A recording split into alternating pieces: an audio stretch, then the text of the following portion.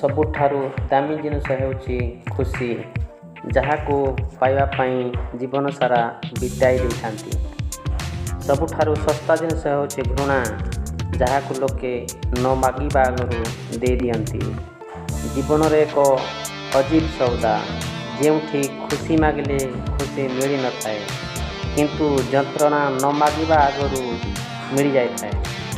ଲୋକେ କହନ୍ତି ଭଲ ପାଇବାର କିଛି ମୂଲ୍ୟ ନଥାଏ, କିନ୍ତୁ ଯନ୍ତ୍ରଣାର ତ ସବୁ ଜାଗାରେ ବୋଲି ଲାଗିଥାଏ।